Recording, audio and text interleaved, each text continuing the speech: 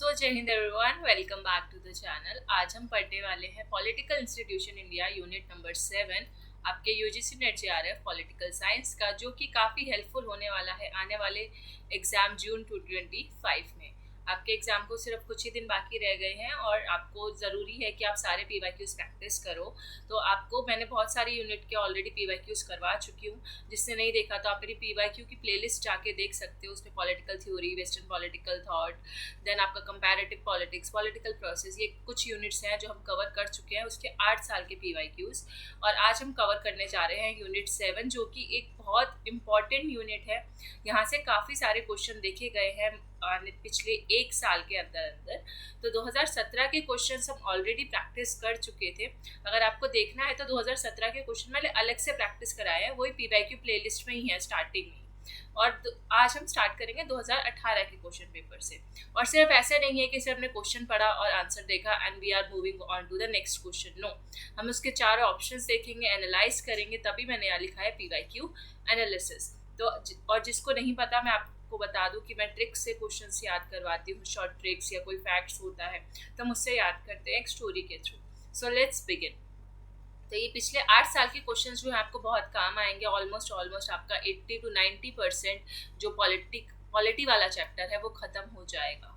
ठीक है, सिर्फ पीवाईक्यूज करके, वो भी 8 साल के पीवाईक्यूज कर रहे हैं। एनफ है, वैसे तो हम 5 साल के ही करते हैं, लेकिन हमने 2017 से लेकर 25 तक के सारे करेंगे। 17 का हो गया है एंड 2018 दिसंबर का क्वेश्चन हम प्रैक्टिस कर रहे हैं। और सबसे इंपॉर्टेंट बात, हम यूनिट वाइज पीवाईक्यूज कर रहे हैं। सो यूनिट वाइज पीवाईक्यूज में आपको, जैसे ये पॉलिटी चैप्टर है तो सिर्फ इसमें आपको 2018 से जो पॉलिटी के क्वेश्चंस आए थे सिर्फ वो प्रैक्टिस करेंगे। फिर 2019 के जो पॉलिटी के क्वेश्चन आए थे वो प्रैक्टिस करेंगे। तो ये यूनिट वाइज पीवाईक्यू एनालिसिस आपको बहुत काम आने वाला है। So let's begin our first question. And video शुरू करने से पहले आपको मैं बता दूं कि जो भी आप क्वेश्चन देखते हो तो पहला वीडियो पॉज करो, क्वेश्चन पढ़ो, खुद से ऑप्शन पढ़ो एंड उसके बाद वीडियो रिज्यूम करो और मेरे साथ आंसर सोचो।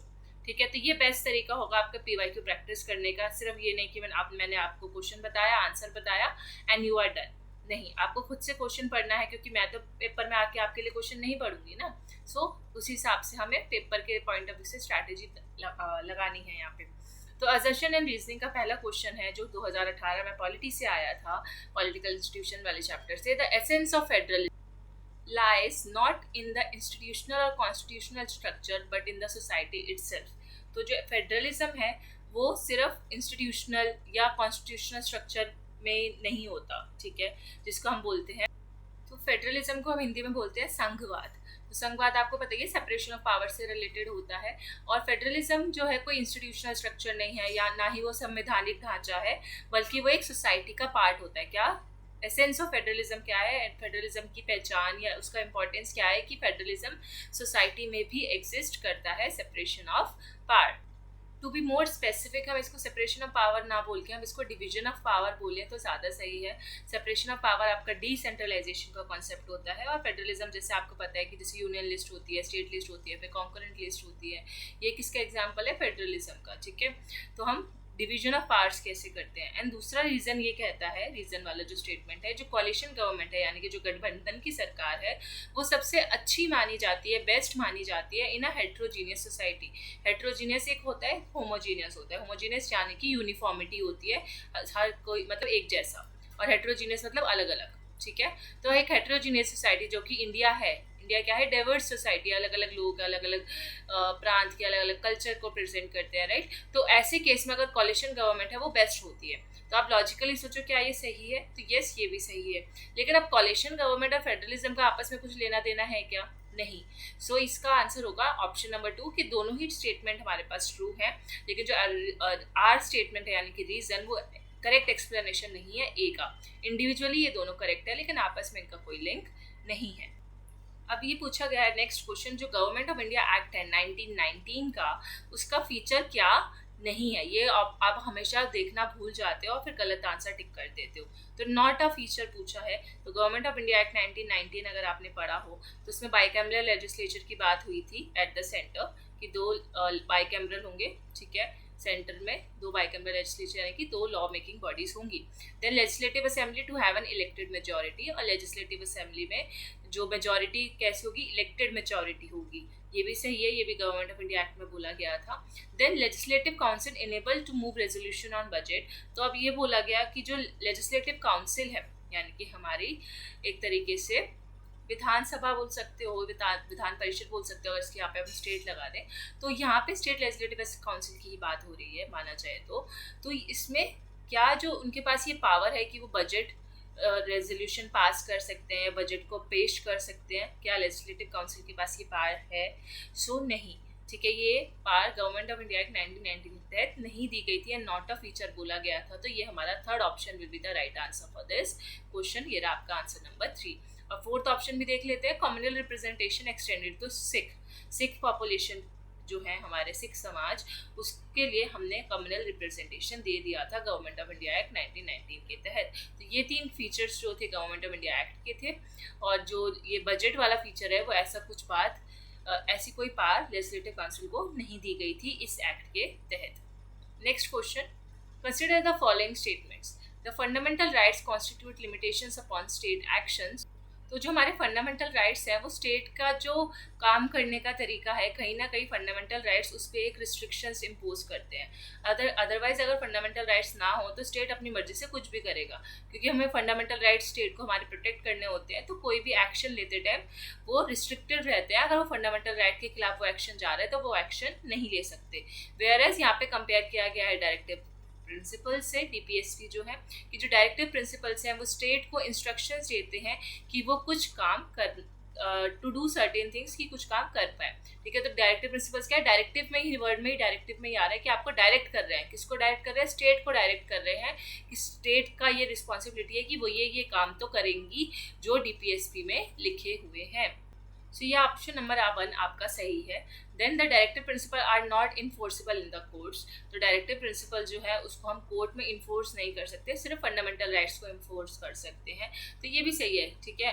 जैसे फंडामेंटल राइट्स वायलेट होंगे तो आप आर्टिकल 32 के तहत सुप्रीम कोर्ट जा सकते हो ना, और आर्टिकल 226 के तहत आप हाई कोर्ट जा सकते हो। लेकिन डायरेक्टिव प्रिंसिपल्स वायलेशन के केस में ऐसा कुछ हो तो आप कोर्ट में नहीं जा सकते।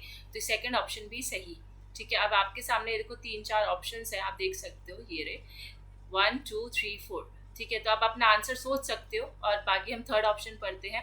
If any law is made to implement any of the directives mentioned in part 4 of the constitution, अगर कोई ऐसा कानून बनाया गया है जिससे हमें डायरेक्टिव प्रिंसिपल्स को इम्प्लीमेंट करना है, कानून बनाया गया, वो कानून क्यों बनाया गया? कोई भी एक डीपीएसपी था, उसको इम्प्लीमेंट करने के लिए वो कानून बनाया गया। It would be immune from the unconstitutionality on the ground of violation of fundamental rights. तो अगर वो कानून डीपीएसपी को इम्प्लीमेंट करने के लिए बनाया गया है, लेकिन उस कानून से हमारे फंडामेंटल राइट्स वायलेट हो रहे हैं, तो वो कानून इम्यून होगा। मतलब डीपीएसपी के लिए वो कानून बनाया गया लेकिन उससे फंडामेंटल राइट्स वायलेट हो रहे हैं, तो क्या ऐसा कानून को हम नल एंड वॉइड डिक्लेयर नहीं कर सकते क्या? क्योंकि भाई हमने तो डीपीएसपी को इम्प्लीमेंट कर दिया, फंडामेंटल राइट्स बाहर में जाए, वो वायलेट होए तो होए, हमें कोई फर्क नहीं पड़ता। तो ये स्टेटमेंट बोल रहा है। स्पेशली फंडामेंटल राइट्स कौन से? 14 and 19, freedom of speech and expression and right to equality harm हो रहा है उससे, उस लॉ की वजह से, डीपीएसपी को इम्प्लीमेंट करने के चक्कर में। तो क्या ऐसा लॉ हमेशा वायलेट माना जाएगा? क्या वो इम्यून होगा क्या? तो ऐसा तो नहीं है भाई। हमारा कोई ऐसा लॉ बनाओ जो 14 और 19 को वायलेट कर रहा है, तो क्या हम उस कानून को इम्यून कर देंगे? नहीं कर सकते ना। सिर्फ डीपीएसपी के नाम पे फंडामेंटल राइट्स नहीं छीन सकते। तो ये तो कॉमन सेंस भी लगाए तो ये गलत स्टेटमेंट हो जाएगा। तो अगर हम 3 इसमें से काट दे तो ये तो होगा नहीं। फर्स्ट और सेकंड ऑप्शन हमारा सही है, ठीक है। फर्स्ट और सेकंड इसमें भी आ रहा है, तो या तो ऑप्शन 1 या तो ऑप्शन 4 हमारा आंसर होगा। फोर्थ ऑप्शन देखते हैं, the directive principles required to be implemented by the legislation. तो डीपीएसपी जो है हमारे directive principles of state policies, उनको कैसे इम्प्लीमेंट किया जाता है? कानून बना के इम्प्लीमेंट किया जाता है। तो क्या ये सही है? तो ऑब्वियसली सही है, कानून बनाएंगे तभी तो इम्प्लीमेंट होंगे ना। तो option number 4 is the right answer for this question. ये रहा आपका, और एक्सप्लेनेशन आप यहाँ देख सकते हो, ये आप स्क्रीनशॉट ले सकते हो या खुद से पढ़ सकते हो, ऐसे मैंने समझा दिया है। अब हमारा जो नेक्स्ट क्वेश्चन है वो है फंडामेंटल ड्यूटीज से रिलेटेड। फंडामेंटल ड्यूटीज कौन से आर्टिकल में मेंशन है? Article 51A part 4A of the Indian constitution. So ये तो हमारा राइट ऑप्शन है, लेकिन क्वेश्चन में क्या पूछा है? Not correct. तो नॉट करेक्ट अगर पूछा है तो ये तो राइट है, तो ये तो सही हो गया, ये हमारा आंसर नहीं होगा फर्स्ट ऑप्शन, ठीक है। और यहाँ पे आपके पास मल्टीपल चॉइस क्वेश्चन है, ये मल्टीपल चॉइस ऑप्शन है सॉरी आंसर में, जैसे 1 and 2 are not correct, 2 and 3 are not correct, 3 and 4 are not correct and only 3 is not correct. ठीक है, तो ये आपके सामने आपके ऑप्शन एंड आप खुद से आप सोच सकते हो। हमारा फर्स्ट ऑप्शन तो करेक्ट हो गया, तो हमारा ए ऑप्शन एलिमिनेट हो जाएगा। अब आते हैं सेकेंड ऑप्शन पे। The fundamental duties were inserted in the Constitution by the 42nd Amendment Act 1976। तो क्या 42nd Amendment Act के तहत फंडामेंटल ड्यूटीज को हमारे कॉन्स्टिट्यूशन में डाला गया? सो ऑब्वियसली यस, ये 42nd अमेंडमेंट के थ्रू हमारे फंडामेंटल ड्यूटीज आई थी आर्टिकल 51A में। फिर थर्ड ऑप्शन तो सेकंड भी सही है, तो ये ऑप्शन भी हट जाएगा क्योंकि नॉट करेक्ट बोला हुआ है ना, कि सेकंड करेक्ट नहीं है बल्कि सेकंड तो करेक्ट है। Then third, the fundamental duties have to be fulfilled by every person living in India. तो क्या फंडामेंटल ड्यूटीज को हमें पालन करना ही करना है, चाहे कुछ भी हो जाए, फंडामेंटल ड्यूटीज का डिसरिस्पेक्ट नहीं कर सकते? तो ऐसा कुछ नहीं है, इसमें हैव टू, मतलब जिसकी इंग्लिश अच्छी होगी आप समझ सकते हो कि करना ही करना है। तो ये ऑप्शन हो गया गलत। क्यों भाई, हम क्यों करें? मतलब फंडामेंटल ड्यूटीज हैं, ठीक है, आपको बोला गया कि आपको अपने नेशनल फ्लैग की रिस्पेक्ट करनी है, नेशनल सॉन्ग की करनी है, ये आपकी ड्यूटीज़ हैं, ये सारे आपको हेरिटेज को प्रोटेक्ट करना है, एनवायरमेंट को प्रोटेक्ट करना है, लेकिन ये इन्फोर्सेबल नहीं है ना कोर्ट्स में, तो इसलिए आपके लिए कंपलसरी नहीं है, लेकिन आप करते हो तो अच्छी बात है। तो हर पर्सन को करना ज़रूरी है कि जो इंडिया में रह रहा हो, तो इंडिया में तो भाई फॉरेनर्स भी रह रहे हैं, ठीक है, बाहर के देश के लोग भी रह रहे हैं, तो सिटीजन्स के लिए फंडामेंटल ड्यूटीज़ हो सकती हैं इंपॉर्टेंट, क्या फॉरेनर्स को भी करना जरूरी है? तो ऐसा नहीं है, every person living in India लिखा है यहाँ पे, तो ये मेन लाइन था आपका। Then the fourth point is the 11th fundamental duty was added by 86 constitutional amendment act 2006। तो कौन सी ड्यूटी थी जो हमने 86 कॉन्स्टिट्यूशनल अमेंडमेंट एक्ट के तहत ऐड की थी?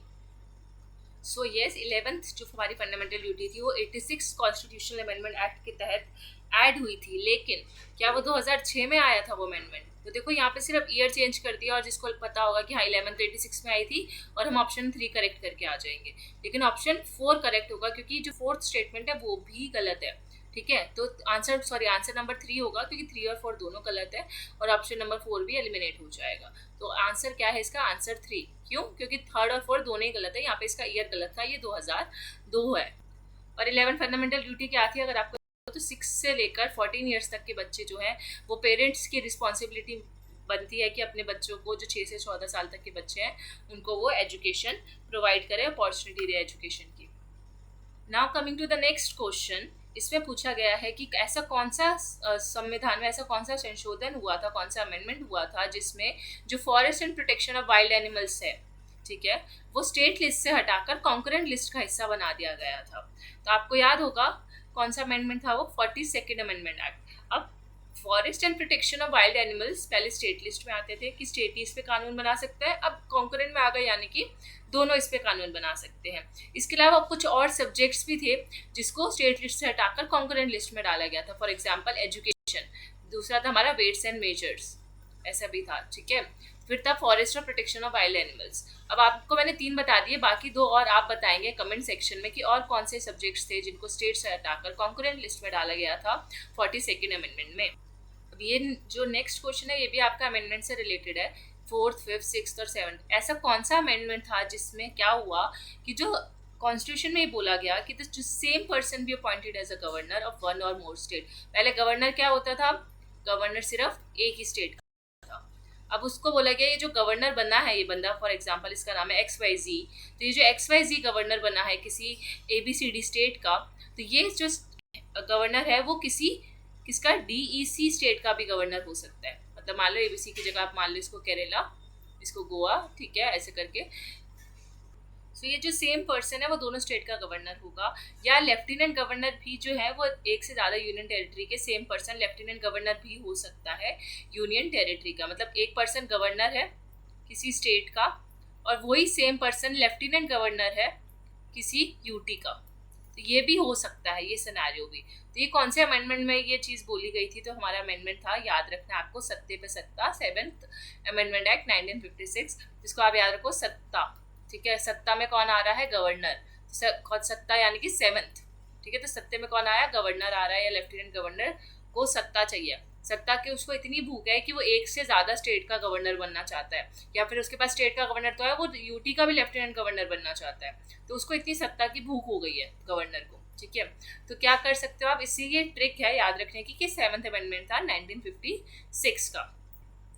अब यहाँ पे एक तरफ है आपके प्राइम मिनिस्टर और एक तरफ लिखी हुई है आपकी गवर्नमेंट का नाम, ठीक है, सरकार कौन सी थी और प्राइम मिनिस्टर। तो आपको ये मैच करना है। 2018 का क्वेश्चन है, बहुत पुराना क्वेश्चन है, बहुत लो चांसेस है कि ये दोबारा रिपीट हो, फिर भी ये आपको सिर्फ इससे पैटर्न ड्रॉ करना है कि ऐसे क्वेश्चंस भी आते थे, ठीक है, आ भी सकते हैं, क्योंकि कुछ पता नहीं कि कुछ 5 साल पुराना 8 साल पुराना क्वेश्चन भी वो रिपीट कर देते हैं कभी कभार, ठीक है। तो चंद्रशेखर जो है वो, उनकी गवर्नमेंट का नाम क्या था जब वो प्राइम मिनिस्टर बने थे? तो नेशनल फ्रंट। देन आपका आ जाएगा ए का 4। देवे गौड़ा की सरकार का नाम क्या था? तो वो था आपका United front, national Chandrashekhar Azad, ऐसे बोलते हैं ना।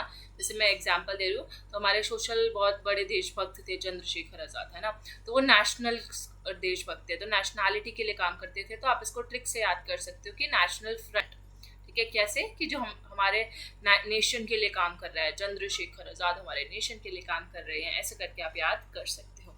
देवे गौड़ा जो है, तो देवे से याद आ सकता है आपको देवों के देव महादेव, और देवों के देव महादेव जाने जाते हैं यूनाइटेडनेस के लिए, कि वो सबको एक साथ लेकर रखते हैं, यूनाइट करके रखते हैं। हमारे जो भगवान है देव, ठीक है, देवता जो गण है वो सब हमें क्या करते हैं? यूनाइट करके रखते हैं भक्ति भावना से।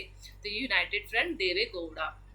देन हमारी बात करें, ये अटल बिहारी वाजपेयी की कौन सी सरकार थी? एक तो एनडीए है यहाँ पे और एक दूसरा ऑप्शन है हमारा UPA.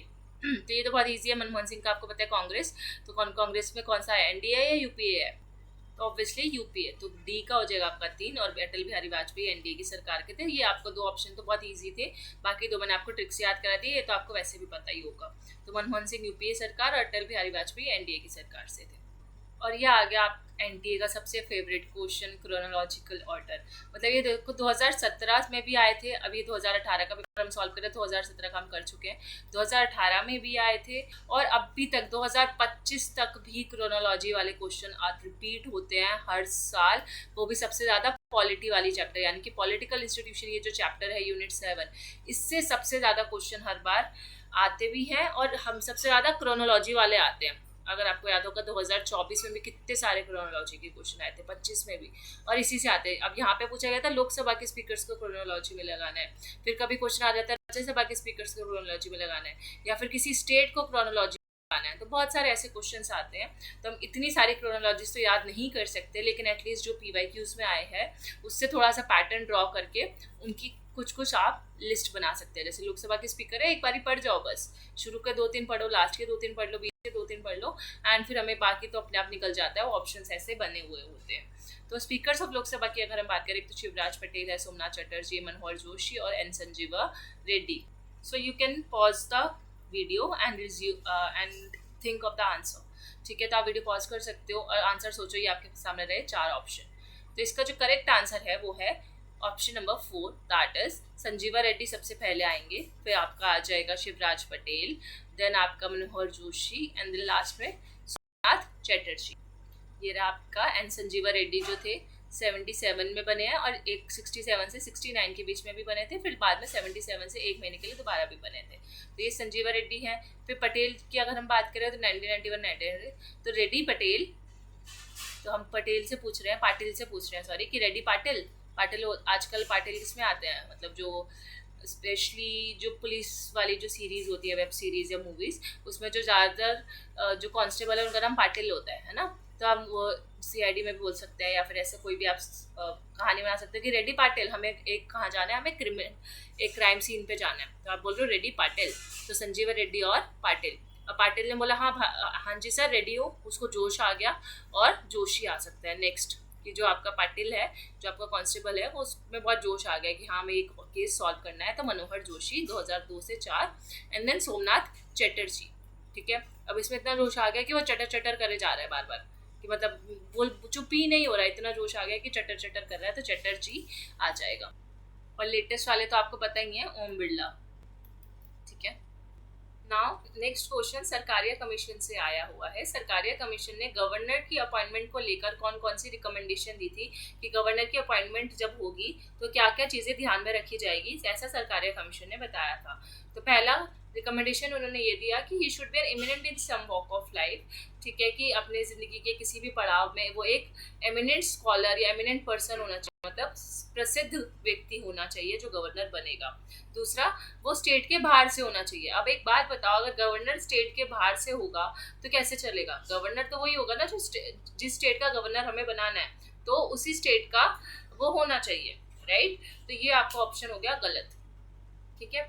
Then he should be detached figure and not too intimately connected with the local politics of the state. लेकिन हाँ, इम्पार्शियल रहना पड़ेगा गवर्नर को, और गवर्नर ऐसा हो, अगर हमें इम्पार्शियल गवर्नर चाहिए तो ऐसा व्यक्ति हो जो स्टेट की लोकल पॉलिटिक्स से ज़्यादा ना मतलब मेल मिलाप रखता हो, ठीक है। रखता हो ऑब्वियसली, लेकिन यहाँ पे देखो, ये आपको ये वर्ड समझो, नॉट टू मच, ठीक है, एकदम नहीं। आप नहीं तो फिर अगर आप स्टेट की कुछ पॉलिटिक्स में बहुत ज़्यादा रुचि रखते हो, रुचि इन द सेंस कि आप उससे बहुत ज़्यादा जुड़े हुए हो, तो अगर आप गवर्नर बनोगे, फॉर एग्जांपल आप एनडीए की सरकार को सपोर्ट कर रहा है वो गवर्नर, और उससे वो बहुत ज़्यादा अंदर तक मिला हुआ है, तो वो गवर्नर जब बनेगा तो इम्पार्शियल होकर काम नहीं करेगा, वो ज़्यादातर ऐसे काम करेगा जो उस पार्टी के सपोर्ट में हो। तो ऐसा गवर्नर नहीं चाहिए हमें, राइट? तो थोड़ा सा इम्पार्शियल हो, इम्पार्शियल होने के नाते वो ज़्यादा लोकल पॉलिटिक्स में ना हो और डिटैच फिगर होना चाहिए। तो ये सही है, सरकारिया कमीशन ने ऐसा बोला था कि गवर्नर ऐसा ही होना चाहिए। दूसरा, फोर्थ ऑप्शन, ये तो 1 और 3 तो आपके सही हो गए। तो 1 और 3 कहाँ पे है भाई? आपका ये 4 ऑप्शन है, 1 और 3 ये रहा, ठीक है। और 1 और 3 आपका इसमें भी है, देन 1 और 3 आपका इसमें भी है, तो ये इसको छोड़ के ये सारे हैं, ठीक है। और 2 हटा दे तो 2 आपका, इसमें 2 भी नहीं कहीं आ रहा है, इसमें 1 3 4 रिपीट हुए हैं, ठीक है। तो इसको अगर यहाँ पे हटा दे तो ये दोनों ऑप्शन सेम ही है, या फिर ये यहाँ पे आप 2 मान लो, ठीक है। तो अगर इसको 2 मान लेते हैं तो 1 ये वाला ऑप्शन भी एलिमिनेट हो जाएगा। एंड अब आ जाते हैं ये 2 ऑप्शन पे।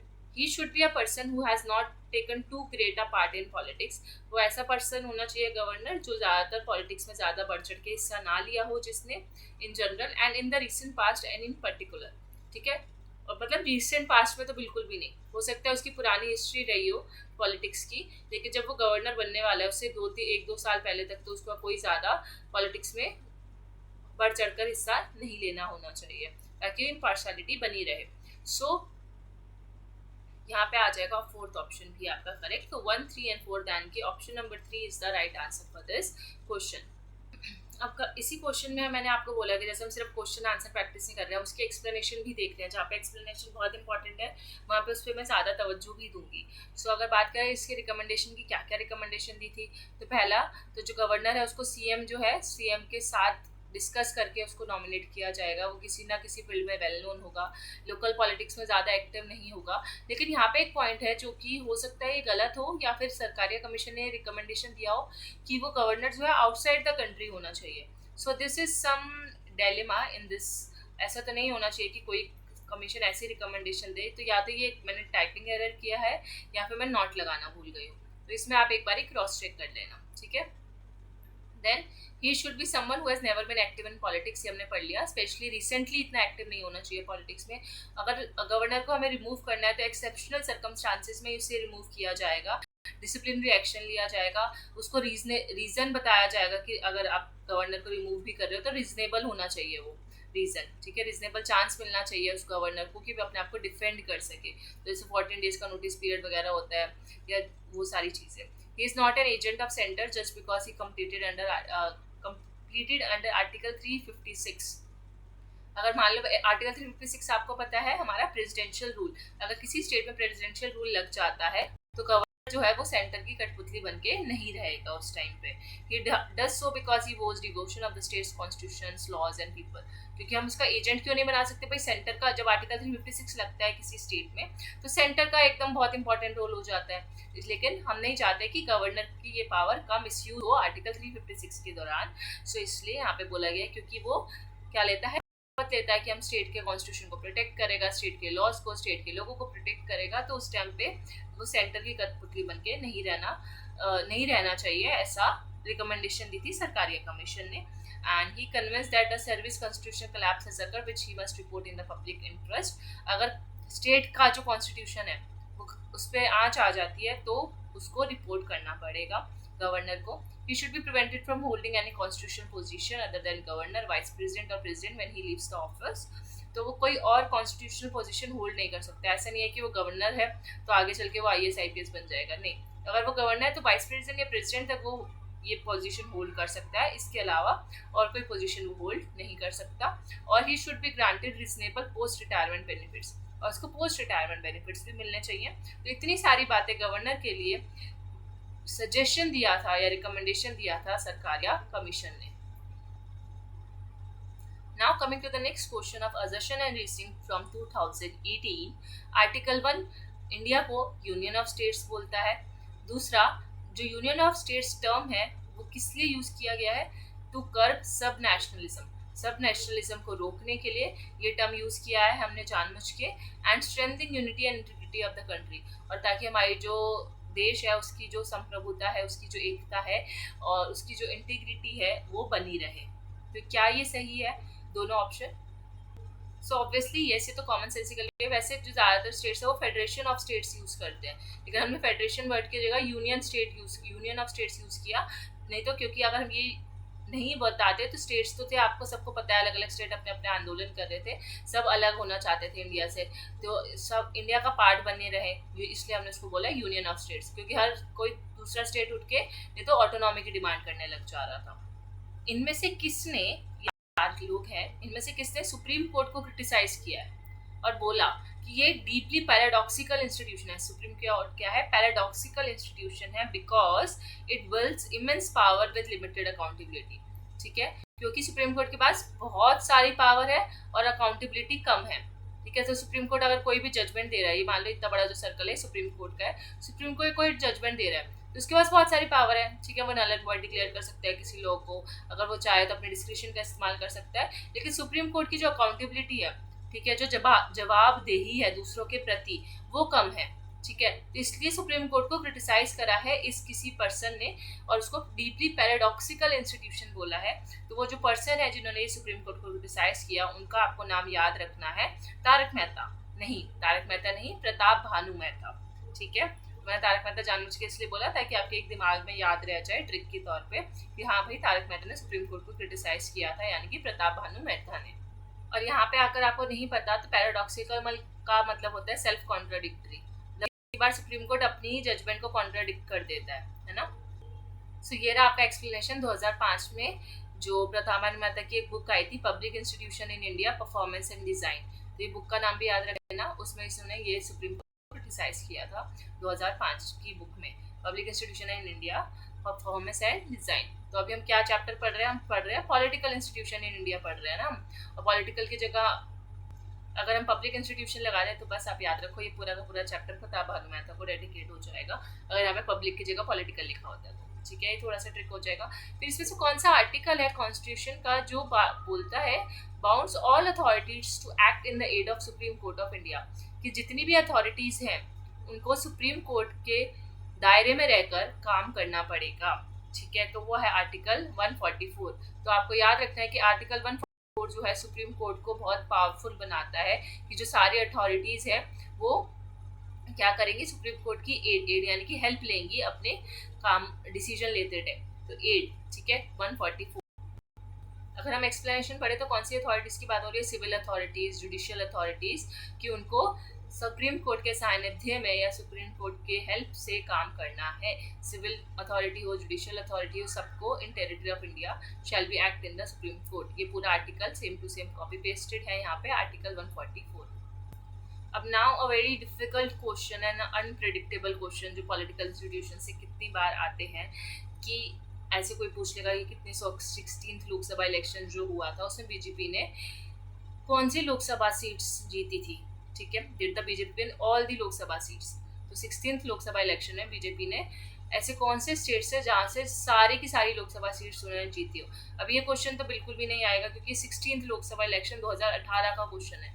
अगर अब आएगा तो लेटेस्ट वाले से आ सकता है, तो लेटेस्ट वाले उन्हीं को कर पाएंगे सॉल्व जो न्यूज़ वगैरह देखते रहते हैं। ठीक है, सो ये राजस्थान, दिल्ली, हिमाचल प्रदेश, ये गुजरात, ये सब है। आपका करेक्ट आंसर हम देख लेते हैं। Answer number 3 Rajasthan, Gujarat, Uttarakhand and Himachal Pradesh. तो जब 16th लोकसभा इलेक्शन हुआ था तो यहाँ से बीजेपी ने सारी सीट्स जीती थी, हिमाचल से, उत्तराखंड से, गुजरात से और राजस्थान से। Now the next question is of match the following: fake registration of voters, delay in counting of votes, violence और एक्सेसिव। अब यहाँ पे एक तरफ उनके कुछ, यहाँ पे आप देखो इलेक्टोरल प्रॉब्लम्स लिखी हुई हैं और दूसरी तरफ इलेक्टोरल रिफॉर्म्स लिखे हुए हैं। कि इन प्रॉब्लम को कैसे सॉल्व किया जा सकता है। तो एक तरफ सोल्यूशन है, एक तरफ प्रॉब्लम है। तो अब आप प्रॉब्लम देखो, प्रॉब्लम है फेक रजिस्ट्रेशन ऑफ वोटर्स। अगर वोटर्स का फेक रजिस्ट्रेशन हो रहा है तो हम उसको कैसे सॉल्व कर सकते हैं? फोटो आइडेंटिटी कार्ड के माध्यम से, ऑब्वियसली। ठीक है, अगर हम सबका आईडी कार्ड पे फोटोज लगा दें तो फेक रजिस्ट्रेशन हमें पता चल जाएगा ना कि ये फेक है या फिर सही। तो ये आपका सॉल्यूशन हो जाएगा। तो ए का 4 यानी कि आपका ऑप्शन नंबर 2 में भी है और ऑप्शन नंबर 4 में भी है ये चीज। ठीक है, तो इसको थोड़ा सा स्क्रॉल डाउन करते हैं। Then delay in counting of votes. अगर हम वोट्स की काउंटिंग में डिले हो रहा है तो हम ईवीएम का इस्तेमाल करेंगे। तो ईवीएम क्या करेगा? फटाफट वोट काउंट कर देगा। तो बी का 3 और बी का 3। अब आते हैं सी और डी में। Violence during elections. अगर इलेक्शंस के टाइम पे बहुत ज़्यादा वायलेंस हो रहा है तो आप क्या करोगे? वोटिंग को अगर हम क्या कराएं? फेजेस में कराएं। ठीक है, अलग अलग चरणों में अगर वोटिंग कराए तो वायलेंस के चांसेस कम हो जाएंगे। तो सी का आपका होना चाहिए 1।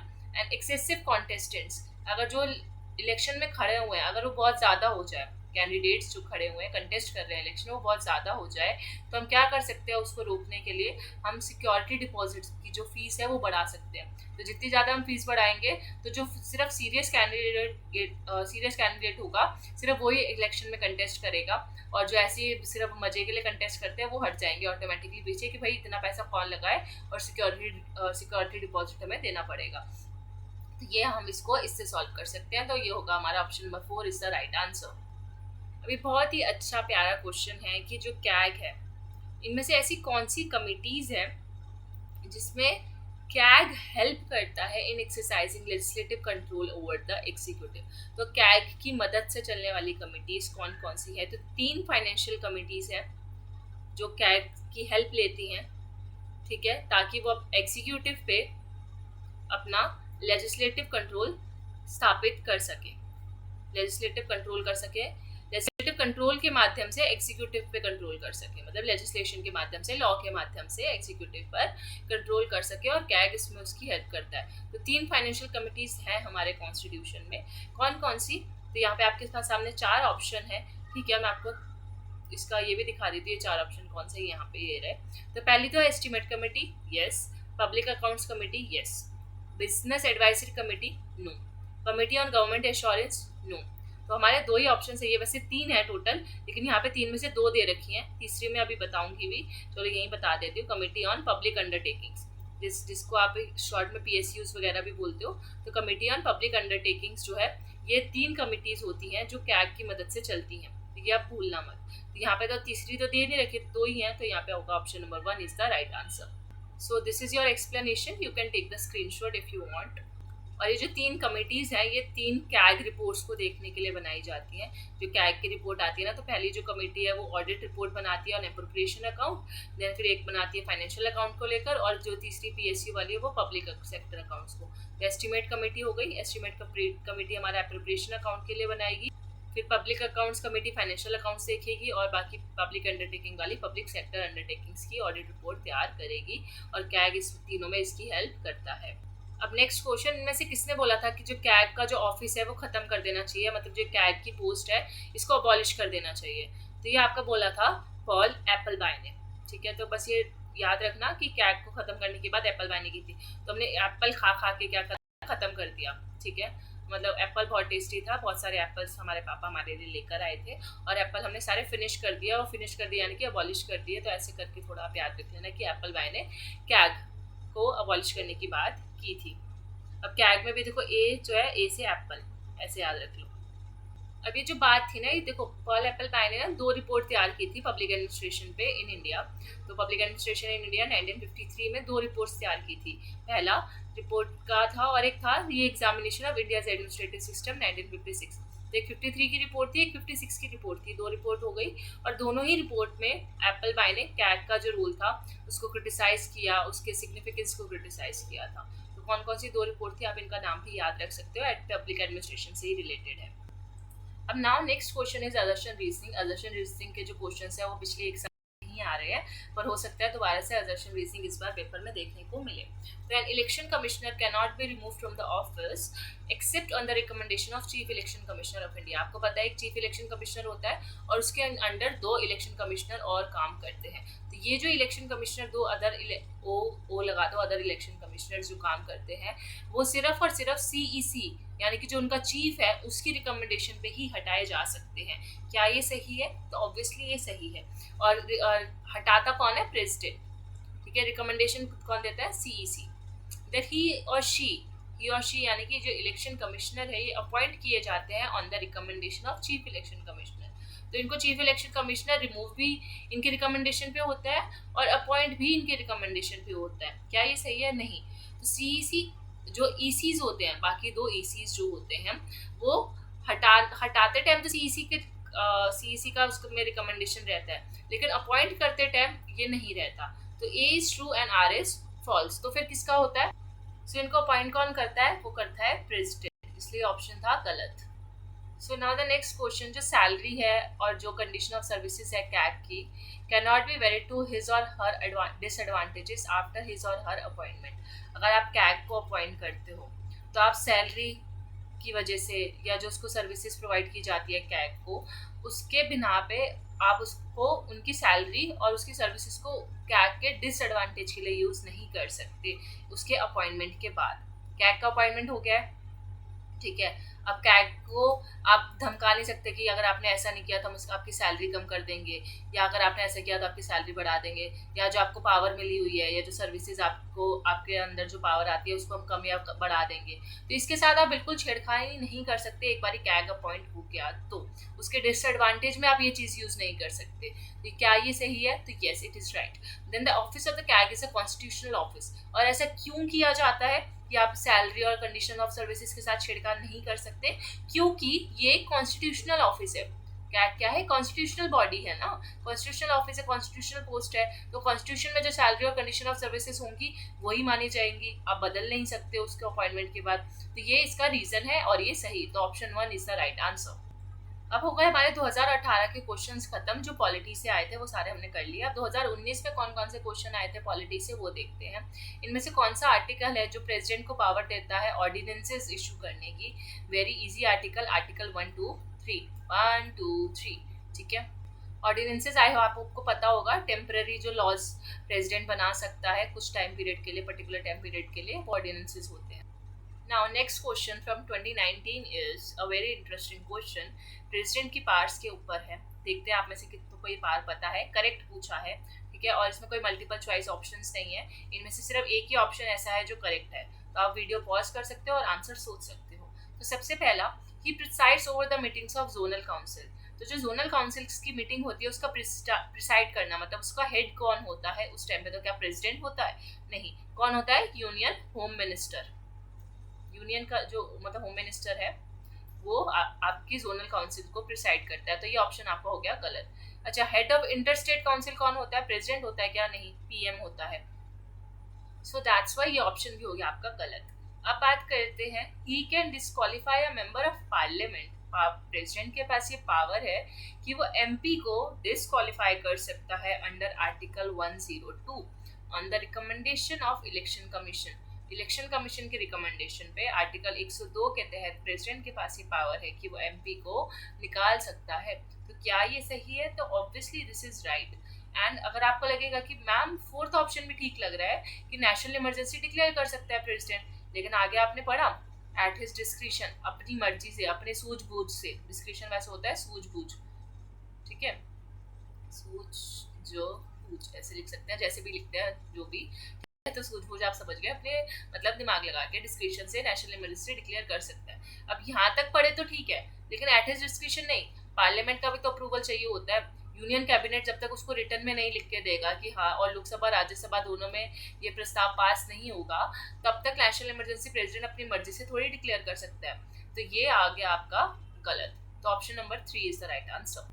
अब ये जो नेक्स्ट क्वेश्चन है वो आपका है इलेक्शन कमिश्नर से रिलेटेड, कि इलेक्शन कमिश्नर को के लिए क्या क्या ट्रू है। अब इसमें आपके पास है मल्टीपल चॉइसेस, ठीक है। तो मैं पहले आपको चॉइसेस दिखा देती हूँ, फिर आप अपना आंसर सोच सकते हो। तो ये आपके पास चॉइसेस है AB, BD, AC और ACD, ठीक है। तो मतलब आपकी कोई 2 स्टेटमेंट या कोई 3 स्टेटमेंट आपकी सही हो सकती है। अब आप सोचो मन में, ये ऑप्शन पढ़ो और देखो कि कौन सी 2 या 3 स्टेटमेंट सही है इस क्वेश्चन में। तो पहला स्टेटमेंट है, क्या जो इलेक्शन कमिश्नर है उसको प्रेसिडेंट अपॉइंट करता है? तो यस।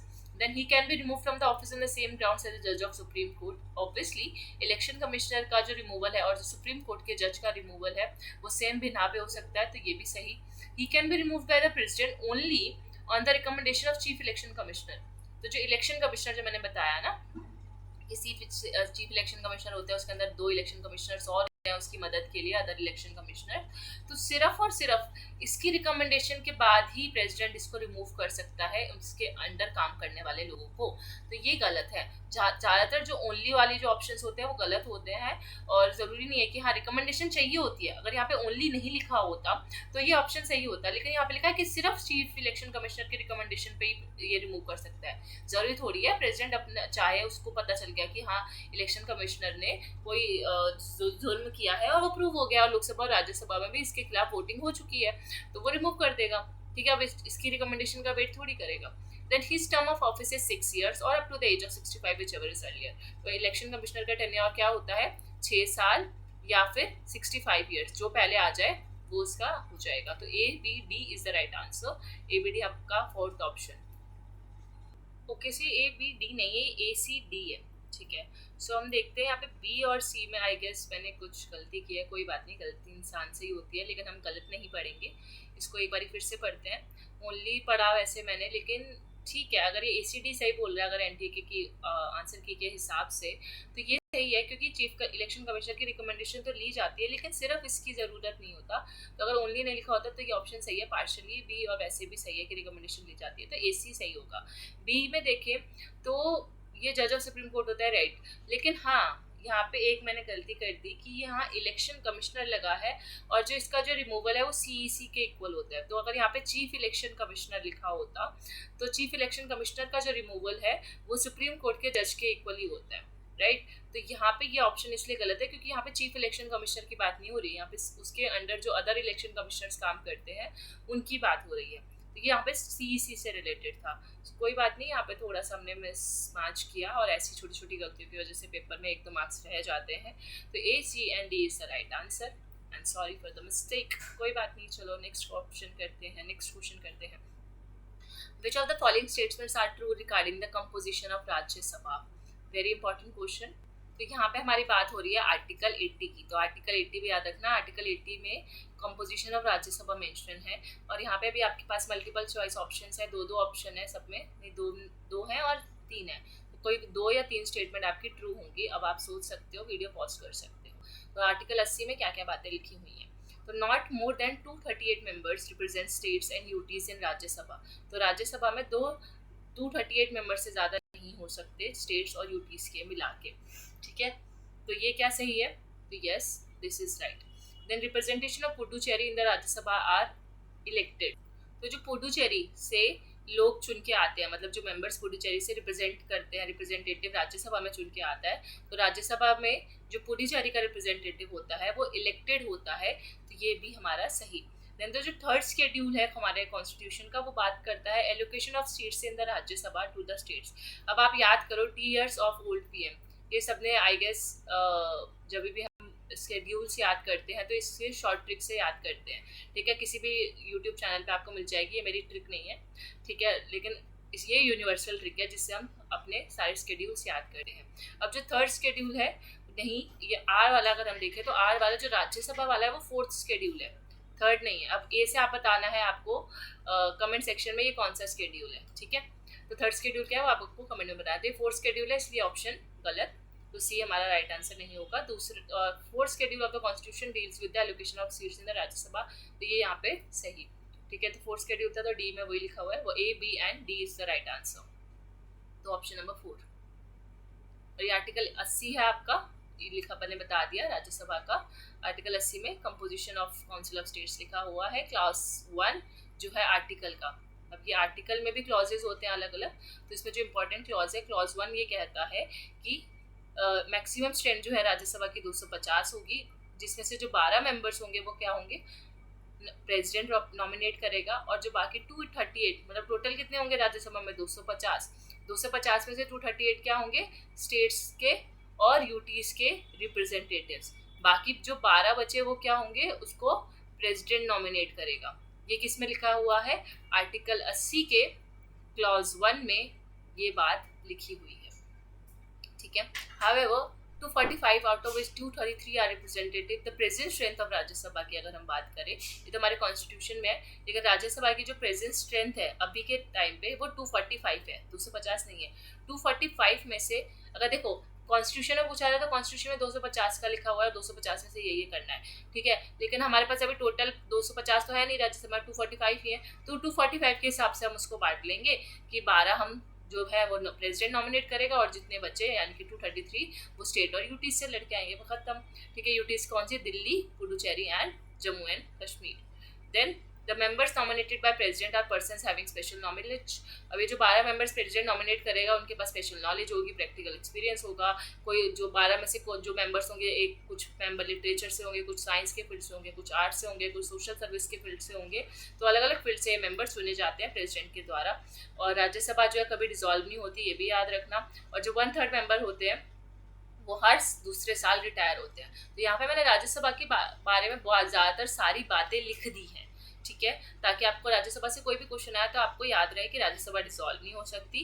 1/3 मेंबर हर 2 साल में, हर सेकेंड ईयर में ये क्या होते हैं? रिटायर होते हैं। फोर्थ शेड्यूल का मैंने बता दिया कि सीट्स राज्यसभा में कितनी होगी, किसको कितनी सीट्स मिलेगी, फोर्थ शेड्यूल में मेंशन है।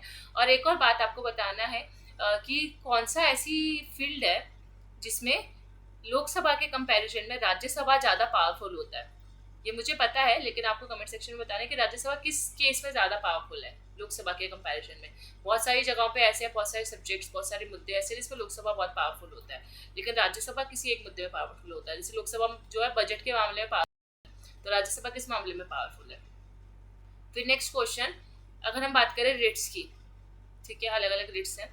रिट्स ऑफ शोरी, ठीक है, सुप्रीम कोर्ट के द्वारा आर्टिकल 32 में हमारे पास रिट्स मेंशन है, और रिट्स में से भी एक रिट है शिशौरी का रिट। वो कौन इशू करता है? जो जुडिशरी इशू करती है। कब इशू करती है ये आपको बताना, जुडिशरी यानी कि सुप्रीम कोर्ट, ठीक है। तो कब इशू किया जाता है भाई शिशौरी का रिट? सो ये रहे आपके सामने 4 ऑप्शन, और आपको बताना है किस केस में शिशौरी का रिट इशू किया जाता है।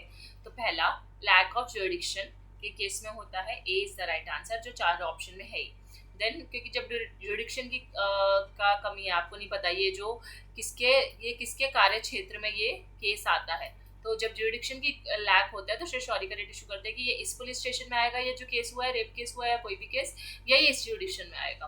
दूसरा, locus standi, no, locus standi is not a part of it. Access of jurisdiction, या तो जुडिक्शन कमी हो या फिर कार्य क्षेत्र बहुत बड़ा हो, तो एक्सेस ऑफ जुडिक्शन और लैक ऑफ जुडिक्शन, या फिर एरर ऑफ लॉ, ठीक है। तो इन 3 केस में शिशौरी का रिट इशू किया जाता है। एक बार एक्सप्लेनेशन भी मैं आपको दिखा देती हूँ। Without जुडिक्शन, in excess of जुडिक्शन, without की जगह आप लैक भी लिख सकते हो, और एरर ऑफ जुडिक्शन, ये 3 बिना पे हम शिशौरी का रिट इशू कर सकते हैं। जैसे आपके पास टोटल 5 रिट्स हैं, जो अभी आने वाले जो प्रीवियस ईयर क्वेश्चन है, अभी तो 2019 पे ही चल रहा है, 20, 21, 22, 23, 24, उसमें और भी रिट्स आएंगे, तब मैं आपको एक एक करके वहाँ पे भी समझाती रहूंगी। 5 रिट्स आपको पता ही होंगे, हैबियस कॉर्पस है, मैंडेमस रिट, शिशौरी है, प्रोहिबिशन है एंड क्यू वारंटो है। तो ये 5 आपको अच्छे से याद होने चाहिए।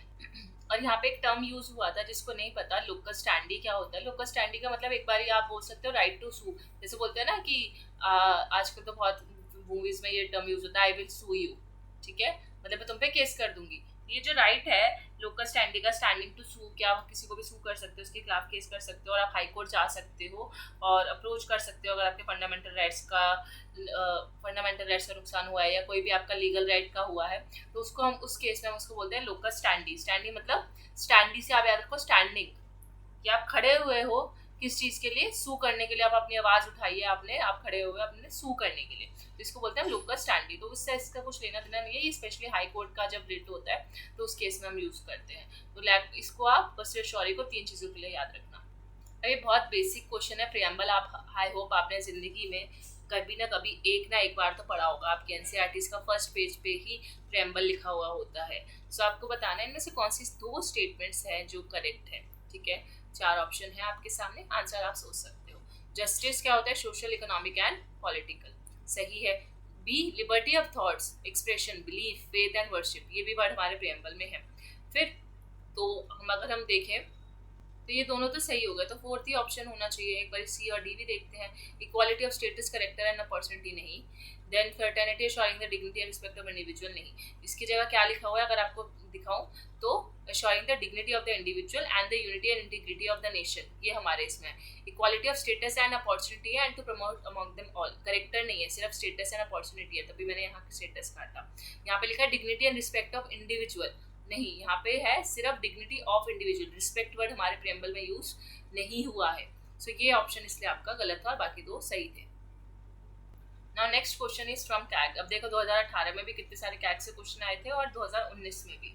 तो कैग जो है यानी कि controller and auditor general of India can undertake evaluation studies on the basis of which of the following, तो किस किस बिना पे जो कैग है वो अपनी ऑडिट रिपोर्ट तैयार करता है, इवैल्यूएशन करता है, मूल्यांकन करता है ऑन इट्स ओन इनिशिएटिव, क्या वो अपनी मर्जी से कर सकता है, क्या फाइनेंशियल कमिटीज के रिक्वेस्ट पे वो कर सकता है इन ओन इनिशिएटिव में, नहीं, यानी कि क्या कैग के पास सुओ मोटो पावर है। सो मोटो पावर यानी ये होता है कि आप अपनी मर्जी से, बिना आपको किसी ने रिक्वेस्ट नहीं करी, किसी ने कुछ नहीं बोला, आप अपनी मर्जी से उस पर इवैल्यूएशन कर सकते हो, चिंतन कर सकते हो।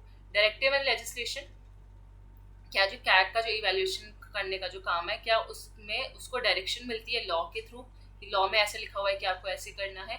और D option, the request of the organisation and methods division of a ministry, तो जो मिनिस्ट्री है, कोई भी मिनिस्ट्री हो, उसकी अलग अलग डिविजन्स होती हैं, सब डिविजन्स में मिनिस्ट्री डिवाइडेड होती है ताकि वो अपना काम सही से कर सके।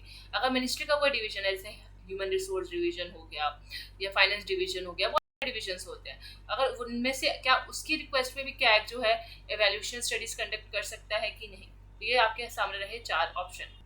सो पहले 3 आपके सही हैं कि हाँ, लॉ के थ्रू फाइनेंशियल कमिटी अगर रिक्वेस्ट करे और उसके पास खुद से भी ये पावर है कि सुओ मोटो अपनी मर्जी से भी वो इवैल्यूएशन स्टडीज कंडक्ट कर सकता है, तो ये तीनों तो सही है। लेकिन जो मिनिस्ट्री है, एक मिनिस्ट्री में एक डिवीजन होता है जिसका नाम होता है ऑर्गेनाइजेशन एंड मेथड्स डिवीजन, इस डिवीजन पे कैग जो है अगर वो रिक्वेस्ट भी करे तब भी उस पर वो इवैल्यूएट नहीं कर सकता, ऑडिट नहीं कर सकता उसके accounts.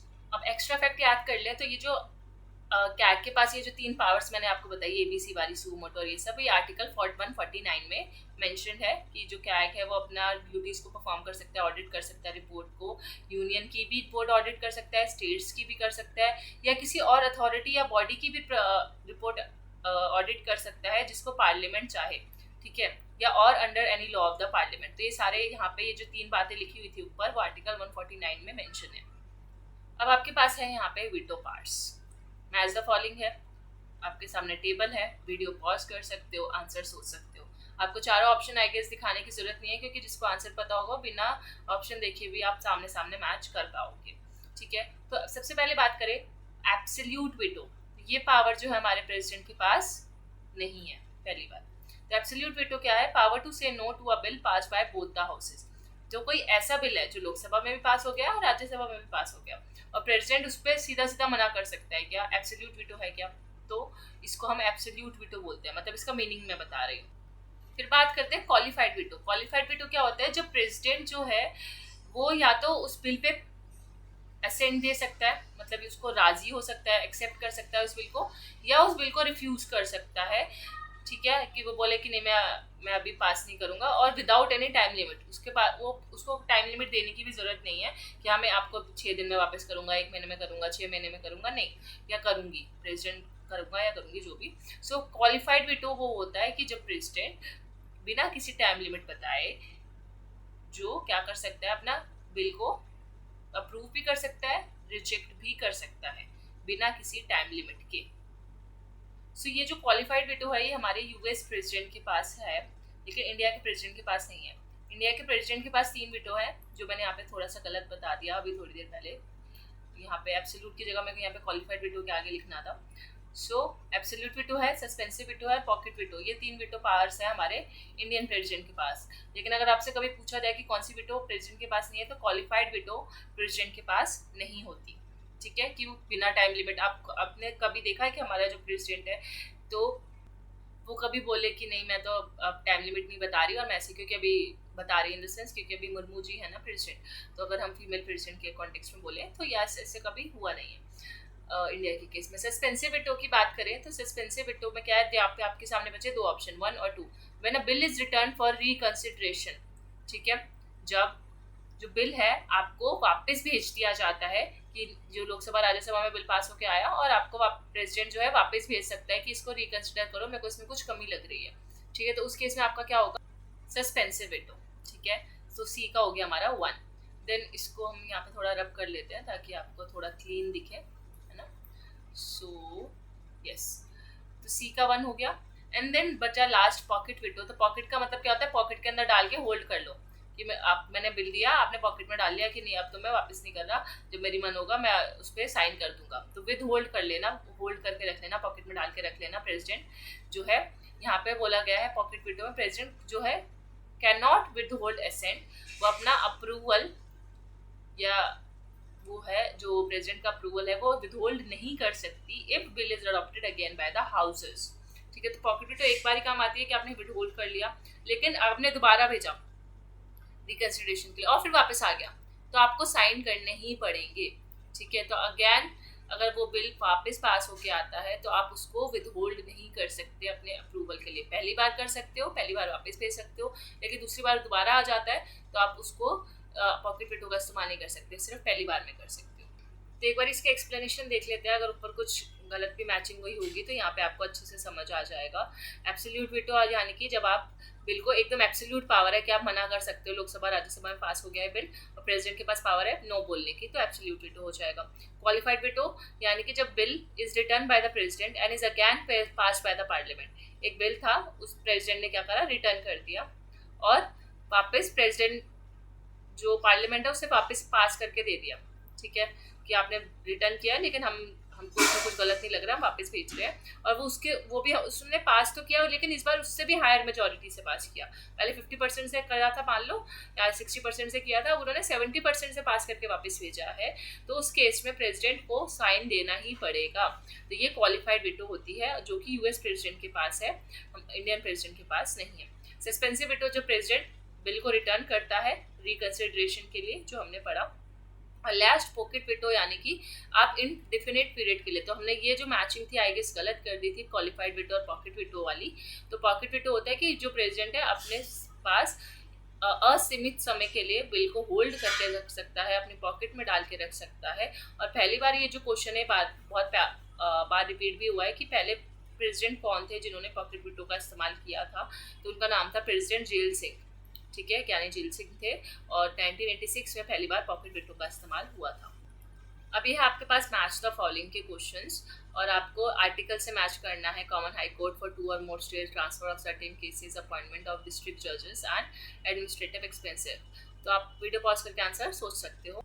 So correct answer is option number 1, जो कॉमन हाई कोर्ट फॉर 2 और more states.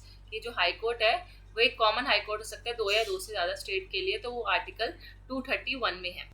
For example Punjab and Haryana का हाईकोर्ट से में, और स्पेशली उसका जो जुडिक्शन है वो चंडीगढ़ जो कि एक यूटी है वहाँ पे भी चलता है। तो ये आपका हो गया आर्टिकल 231। फिर transfer of certain cases to high court. अब कुछ ऐसे केसेस हैं जिसमें हम हाई कोर्ट को जो केस ट्रांसफर हो जाता है वो कौन से आर्टिकल में मेंशन है, वो पावर आर्टिकल 228। तो ऐसे याद रखो, हाई कोर्ट की पावर रेट इशू करने की 26 में और उसके 2 आर्टिकल बाद जस्ट उसको ट्रांसफर करने की पावर है, ठीक है। रेट इशू किया और फिर ट्रांसफर कर दिया रेट को, दो आर्टिकल के बाद ट्रांसफर कर दिया, ऐसे ट्रिक याद कर लो। देन डिस्ट्रिक्ट जजेस की जो अपॉइंटमेंट है वो आर्टिकल 233 में है और administrative expenses of high court article 229 में है।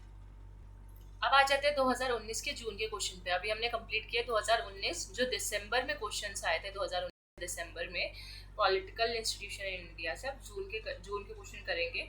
इनमें से not a classified category political parties as defined by the election commission of India. तो इलेक्शन कमीशन ऑफ इंडिया ने अलग अलग टाइप्स ऑफ पार्टीज बता रखी हैं, तो national party, state party, regional parties और रजिस्टर्ड अनरिकॉग्नाइज्ड पार्टीज। इसमें से ऐसे कौन सी कैटेगरी जो है क्लासिफाइड कैटेगरी नहीं है। सो ऑब्वियसली आपने नेशनल, स्टेट और रीजनल पार्टी सुना होगा, लेकिन रजिस्टर्ड अनरिकॉग्नाइजेबल पार्टी ऐसा इलेक्शन कमीशन ऑफ इंडिया में कोई ऐसी कैटेगरी नहीं है पॉलिटिकल पार्टीज की। अब एक तरफ रिट्स है और एक तरफ उसके मीनिंग्स है, जो मैंने आपको भी 5 रिट्स बताए थे। तो इसमें आपको बताना है कौन सा करेक्ट होगा। तो हेबियस कॉर्पस का मतलब क्या होता है? हेबियस कॉर्पस का मतलब होता है टू इन्फॉर्म, ठीक है। तो ए का 3 होगा हमारा, यहाँ पे ये रहा। देन मैंडेमस का होता है हमारे पास, सॉरी ए का 3 होगा, you should have the body of, sorry, तो ए का 3 यानी कि यहाँ you should have the body. And mandamus का होगा हमारा बी का 4, टू इन्फॉर्म। देन सर्शोरी अभी हमने थोड़ी देर पहले पढ़ा था, क्यों वारंटो का तो आपके नाम में लिखा है वारंटो या वारंट, सेम ही आता है। और सर्शोरी का आपका होगा टू कमांड, तो सी से सरशौरी एंड सी से कमांड, ऐसे आप याद रख सकते हो। सो ये थोड़ा इजी क्वेश्चन है, जिसने थोड़ा एक दो भी पढ़ा होगा आपको आंसर आ जाएगा। एक तरफ आपके अलग अलग सिस्टम्स लिखे हैं, एक तरफ आर्टिकल से मैच करना है। मैं आपको थोड़ा सा जूम आउट करके ये 4 ऑप्शन दिखा देती हूँ, तो आप ये 4 ऑप्शन देख सकते हो और अपना आंसर सोच सकते हो। तो इलेक्टोरल सिस्टम वाले जो आर्टिकल्स हैं वो आपको पता है, आर्टिकल 324 से लेकर 329 के बीच में आते हैं। इलेक्शन से रिलेटेड 324 से शुरू हो जाते हैं। तो ये होगा आपका ए का 3। Then services union and states. Union और स्टेट्स के आर्टिकल की बात करें तो 308 से ये शुरू होते हैं और 323 तक के चलते हैं। तो पहले यूनियन एंड स्टेट्स आता है, उसके जस्ट बाद 23 पे जैसे ये खत्म हुआ फिर इलेक्शंस की बात होती है। तो पहले यूनियन एंड स्टेट्स आए और फिर यूनियन एंड स्टेट्स के इलेक्शन की बात हुई, ऐसे याद रख लो। पंचायत का तो आपको पता ही है, ये वाले जो ABCD वाले से आते हैं 243 से लेकर 243O तक। और कमेंट में आपको बताना है कि म्यूनसिपैलिटीज के आर्टिकल्स का क्या है, मतलब जो वो है रेंज म्यूनसिपैलिटीज की क्या है, पंचायत की 243 से O। और लास्ट में हमारा बचा जुडिशरी, जो वो भी एट यूनियन लेवल, तो 124 से लेकर 147 के बीच में जुडिशियल सिस्टम आता है यूनियन लेवल पर। तो ये आपका होना चाहिए option number 1। Now next question, the total number of ministers including prime minister and deputy prime minister shall not exceed। तो आपको याद होगा 91st अमेंडमेंट एक्ट आया था, ठीक है, उसके तहत ये बोला गया था कि जो प्राइम मिनिस्टर है और डिप्टी प्राइम मिनिस्टर है और जो बाकी दूसरे मिनिस्टर्स हैं, इन सबको मिला के, तीनों को मिला के लोकसभा में इतनी परसेंट सीट्स इनके लिए होगी, इससे ज़्यादा नहीं होगी, ठीक है। तो कितनी होगी? 15%। 15% जो मेंबर्स हैं लोकसभा के, उसमें कौन होंगे? 15% के अंदर ही ये सारे आने चाहिए, ठीक है। Total ministers, deputy prime minister, इन सबसे मिला के 15% जो लोकसभा की जितनी टोटल सीट्स है 15% से ज़्यादा इनको नहीं मिलेगा।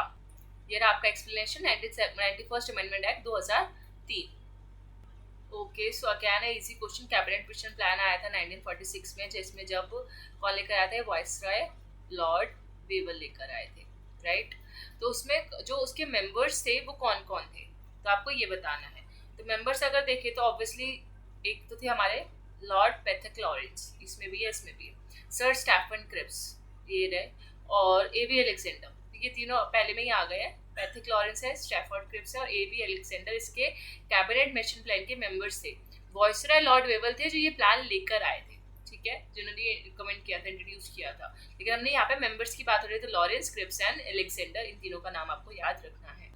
सो इनका एक्सप्लेनेशन देखें तो लॉर्ड वेवल 16 मई 1946 को एक कैबिनेट मिशन प्लान लेकर आते हैं और इसमें ये प्रपोजल होता है regarding the constitutional future of India, कि इंडिया का जो कॉन्स्टिट्यूशन है वो कैसा होगा जब, और in the wake of Indian political parties and representatives not coming to an agreement, ठीक है। तो इंडियन पॉलिटिकल पार्टीज और उसके रिप्रेजेंटेटिव एग्री नहीं कर रहे थे, तो उसको एग्रीमेंट मतलब एग्री करवाने के लिए ये प्रपोजल रखा गया था। तो इसमें लॉर्ड पैथिक लॉरेंस थे जो उस टाइम पे SOS थे, यानी कि सेक्रेटरी ऑफ स्टेट थे फॉर इंडिया, और स्टैफोर्ड क्रिप्स कौन थे? President of the board of trade.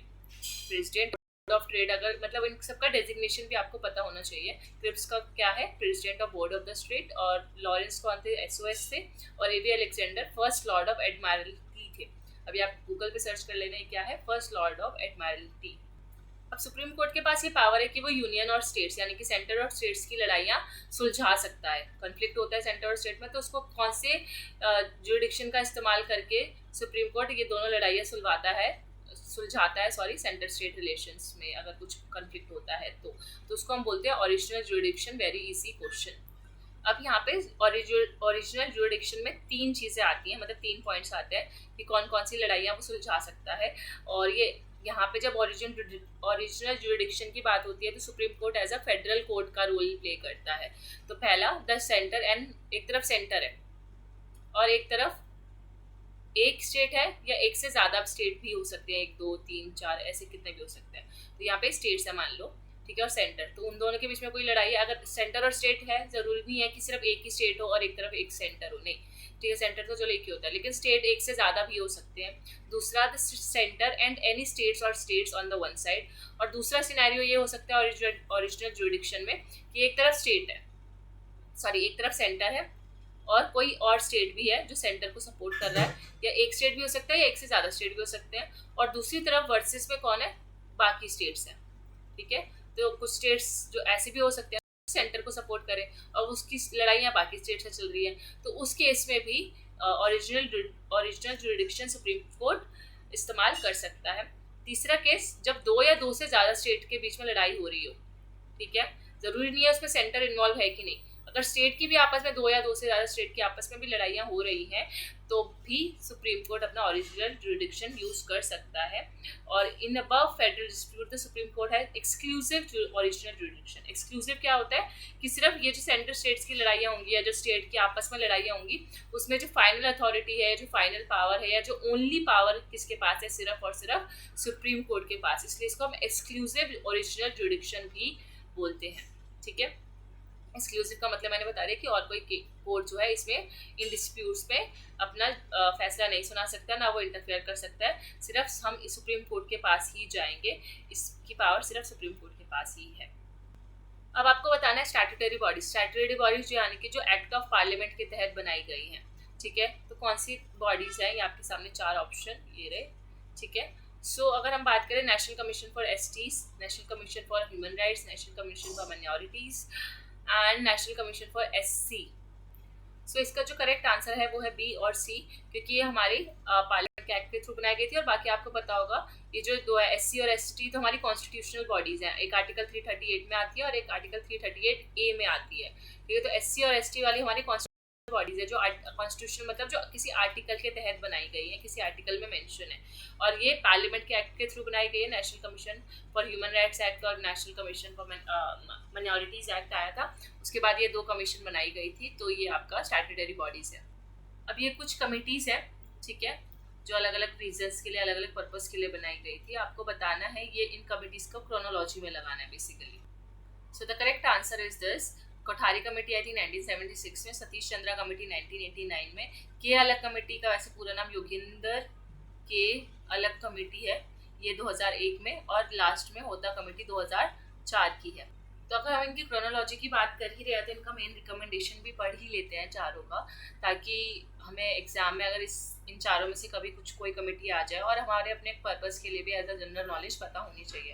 तो यहाँ पे कोठारी कमेटी है। अब ये कोठारी कमेटी कोई कोठारी कमीशन से मत रिलेट करना। कोठारी कमेटी यहाँ पे जो है इसने सिविल सर्विसेज एग्जामिनेशन के लिए, जिसको हम CSE भी बोलते हैं, उसके लिए 2 स्टेज एग्जामिनेशन सिस्टम शुरू किया था, जिसमें बोला गया था कि एक प्रीलिम्स होगा, फिर मेंस होगा और फिर इंटरव्यू होगा।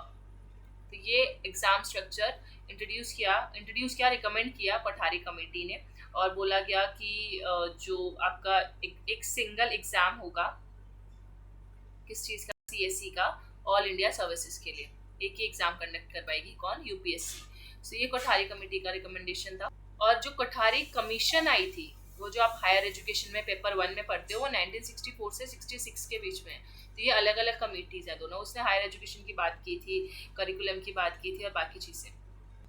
अब यहाँ पे जो लोग UPSC की तैयारी कर रहे हैं उनके लिए बहुत बुरी खबर सतीश चंद्रा कमेटी ने दी थी कि नेगेटिव मार्किंग होगी ऑब्जेक्टिव एग्जाम, यानी कि हमारे प्रीलिम्स के एग्जाम में नेगेटिव मार्किंग की जाएगी, ठीक है। और जिसने कोई भी ऑप्शन मार्क नहीं किया, आपने क्वेश्चन छोड़ दिया, तो उसमें कोई भी नेगेटिव मार्किंग नहीं होगी।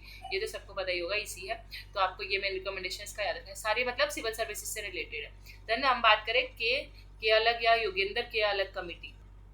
सो इसने भी सिविल सर्विसेज एग्जामिनेशन में सुधार लाने की बात की अलग कमेटी के। वैसे तो इसको योगेंद्र के नहीं, सिर्फ अलग कमेटी के नाम से भी जाना जाता है, ठीक है। एंड ये 2001 में आई थी। 2000 कहीं के 2000 भी लिखा है, कहीं के 2001 भी लिखा है। सो ये भी 2 स्टेज एग्जामिनेशन प्रोसेस की बात करती है। ये ट्रेनिंग की बात करती है कि सिविल सर्विस सर्वेंट्स की ट्रेनिंग कैसे होगी, रिक्रूटमेंट में प्रोसीजर्स में क्या क्या चेंज आना चाहिए, उसकी बात अलग कमेटी ने की थी। देन होता कमेटी आती है 2004 में। ये गवर्नेंस लाने की बात करती है सिविल सर्विसेज एग्जाम्स में, एप्टीट्यूड टेस्ट लाने की बात करती है, जिसको हम CSAT बोलते हैं। तो CSAT का जो रिकमेंडेशन है बेसिकली होता कमेटी ने दिया था। उसके अलावा इन्होंने 3 कीवर्ड्स का यूज़ किया था, सिविल सर्विसेज की एफिशिएंसी, सिविल सर्वेंट्स के या सिटीजन फ्रेंडलीनेस, कि जो सिविल सर्वेंट्स है वो सिटीजन फ्रेंडली होने चाहिए, एंड अकाउंटेबिलिटी। तो ये कुछ कीवर्ड्स हैं जो होता कमेटी में उनकी पूरी रिपोर्ट में बहुत बार यूज़ हुए थे। Accountability, efficiency, citizen friendliness, governance, aptitude test, CSAT, ये सारे होता कमेटी की रिकमेंडेशन थी। तो आई होप आपको ये चारों ऑप्शन, उसकी क्रोनोलॉजी और उससे रिलेटेड इंफॉर्मेशन समझ आई होगी। अब आपको बताना है इनमें से ऐसी कौन सी सर्विस है जो हमारे इंडियन कॉन्स्टिट्यूशन में मेंशन नहीं है। आपको पता है all India services, all India services है, आर्टिकल आपको पता होगा 312। उसके अंदर अलग अलग सर्विसेज आती हैं, आईएएस आता है, आईपीएस आता है, ठीक है, आईएफएस भी आता है। पर क्या आईएफएस का यहाँ पे फुल फॉर्म क्या है, फॉरेस्ट सर्विस है, तो यहाँ पे क्या है, फॉरेन सर्विस। तो आईएफएस जो इंडियन फॉरेन सर्विस है वो ऑल इंडिया सर्विसेज का पार्ट नहीं है, वो हमारे कॉन्स्टिट्यूशन में मेंशन नहीं है, ये आपको याद रखना है। इवन इंडियन जुडिशियल सर्विसेज भी ऑल इंडिया सर्विसेज में आती है। ऑल्दो जो आईजीएस है वो ऑपरेशनल नहीं है, लेकिन आर्टिकल 312 का पार्ट है। और आईएफएस मैंने बता दिया, forest service, IAS, IPS, IFS और ये। अब आपको बेसिकली ये बताना है कि जो प्रेसिडेंट ऑफ इंडिया है इनमें से किस किस की अपॉइंटमेंट करता है under his sign and seal, ठीक है, कि मतलब सबसे ज़्यादा पावरफुल प्रेसिडेंट इस अपॉइंटमेंट में होता है। कौन सी अपॉइंटमेंट्स है, तो सुप्रीम कोर्ट के जज को कौन अपॉइंट करता है, प्रेसिडेंट अपॉइंट करता है, तो ये ऑप्शन सही। देन स्टेट का गवर्नर कौन अपॉइंट करता है, प्रेसिडेंट, ये भी सही। यूपीएससी का चेयरमैन कौन अपॉइंट करता है, प्रेसिडेंट तो नहीं करता। अटॉर्नी जनरल ऑफ इंडिया नहीं, तो आंसर हमारा होना चाहिए answer number 4 A and B.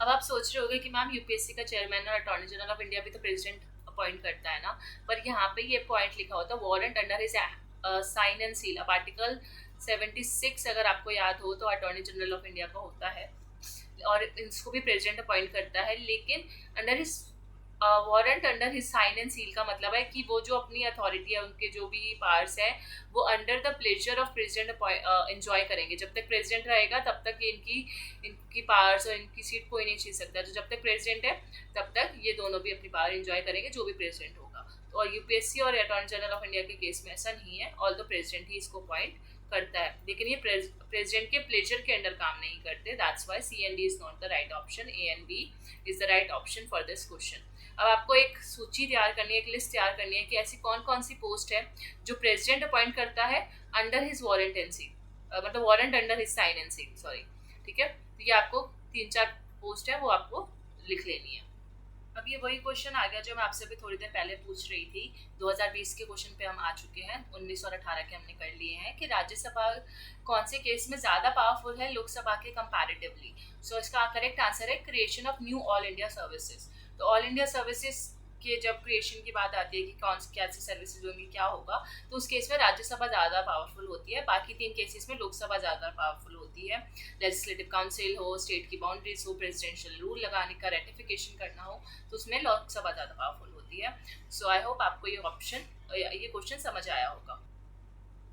Now the next question is ऐसा कौन सा आर्टिकल है इंडियन कॉन्स्टिट्यूशन का जो जुडिशियल एक्टिविज्म के बारे में बात करता है। जुडिशियल एक्टिविज्म यानी कि जब सुप्रीम कोर्ट अपना जुडिशियल रिव्यू एक्सरसाइज करती है, और आर्टिकल कौन सा है ये, article 21 right to life and liberty, ठीक है। Right to life and liberty मतलब यहाँ भी जुडिशियल एक्टिविज्म का मतलब है कि जो जुडिशरी है सिर्फ राइट टू लाइफ और पर्सनल लिबर्टी को सिर्फ लिटरल मीनिंग में नहीं देख रही है कि जैसा है वैसा ही, उसका भी ब्रॉडर एक्सपेक्ट देख रही है, इसमें बहुत सारे डायमेंशंस देख रही है, ठीक है। तो उसको हम बोलेंगे जुडिशियल एक्टिविज्म। यानी कि जब जजेस जो हैं वो अब जो भी लॉज बनाए जाते हैं, जो भी कानून या आर्टिकल्स बनाए जाते हैं, जब जजेस उनको अच्छे से इंटरप्रेट करते हैं, सिर्फ ये नहीं देखते कि क्या लिखा हुआ, अब यहाँ पे लिखा है लाइफ एंड पर्सनल लिबर्टी, लेकिन वो सिर्फ ये नहीं देखते कि अच्छा लाइफ मतलब जीना और मरना, और लिबर्टी मतलब कि आप कुछ भी कर सकते हो अपने पर्सनल स्पेस में, नहीं, ये उसका एक ब्रॉडर एक्सपेक्ट देख रहे हैं, ब्रॉडर इसका इंटरप्रिटेशन कर रहे हैं, और वो एक्टिवली पार्टिसिपेट कर रहे हैं उस चीज़ को समझने में, इंटरप्रेट करने में। तो उसको हम जो बोलते हैं जुडिशियल एक्टिविज्म। और जुडिशियल रिव्यू कब होता है, जब किसी लॉ को हम जब कानून को भी इंटरप्रेट किया जाता है, उसको नल एंड वॉइड डिक्लेयर किया जाता है। सो जो जुडिशियल रिव्यू होता है वो जुडिशियल एक्टिविज्म का ही पार्ट होता है। एंड आई होप ये तो बहुत बेसिक टर्म्स है, आपको पता ही हो। अब हमारे पास आपको पता है इंडियन फेडरलिज्म यानी कि भारतीय संघवाद, इसमें से क्या नहीं है, फॉल्स। तो इंडियन फेडरलिज्म जो है एक बहुत अच्छा एग्जाम्पल है होल्डिंग टुगेदर फेडरेशन का, कि सब एक साथ मिलकर रहते हैं, एक साथ काम करते हैं सारे स्टेट्स, ठीक है। अलग अलग लिस्ट पे भी जैसे अगर काम हो रहा है तो सब एक, जैसे कॉन्करेंट लिस्ट है, यूनियन लिस्ट है, स्टेट लिस्ट है, तो होल्डिंग टुगेदर वाला है, ये सही है। इसमें ऑब्वियसली हमारा जो इंडियन फेडरलिज्म है उसमें सेंटर स्ट्रॉन्ग है, तो स्ट्रॉन्ग सेंटर है, राइट।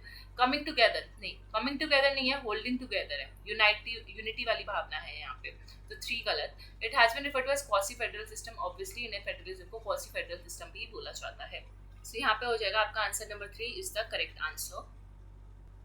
अब आपको इंडियन पॉलिटिकल सिस्टम के ऐसे फीचर्स पे ध्यान देना है जो गलत है, फॉल्स है। तो पहला डुअल गवर्नमेंट है, यस डुअल गवर्नमेंट है, तो ये फॉल्स नहीं है, ये ट्रू है, हमें फॉल्स ढूंढना है। सुप्रीमेसी ऑफ द पार्लियामेंट, क्या पार्लियामेंट सबसे ज़्यादा सुप्रीम है? तो नहीं, कॉन्स्टिट्यूशन सुप्रीम है, तो ये फॉल्स है, तो ये हमारा आंसर हो सकता है। इंडिस्ट्रक्टिबिलिटी ऑफ द यूनियन, जो यूनियन है उसको डिस्ट्रॉय नहीं किया जा सकता, पूरी खराब नहीं किया जा सकता, उसमें डिवीजन नहीं किया जा सकता यूनियन में, तो यस ट्रू है, तो ये भी हमारा आंसर नहीं होगा क्योंकि फॉल्स पूछा है। इनडिस्ट्रक्टिबिलिटी ऑफ द स्टेट्स, स्टेट्स को भी क्या डिस्ट्रक्ट नहीं किया जा सकता, उसको डिवीड नहीं किया सकता, तो ये फॉल्स। क्यों? क्योंकि जैसे आपको पता है, जैसे तेलंगाना बना किसमें से? आंध्रा में से, राइट, पंजाब हरियाणा अलग हुए, तो ये क्या है? स्टेट्स तो इंडिस्ट्रक्टेबल नहीं है, स्टेट्स डिस्ट्रक्टेबल है, तो ये फॉल्स। तो हमारा आंसर होना चाहिए B and D, B and D आता है ऑप्शन नंबर 3 में।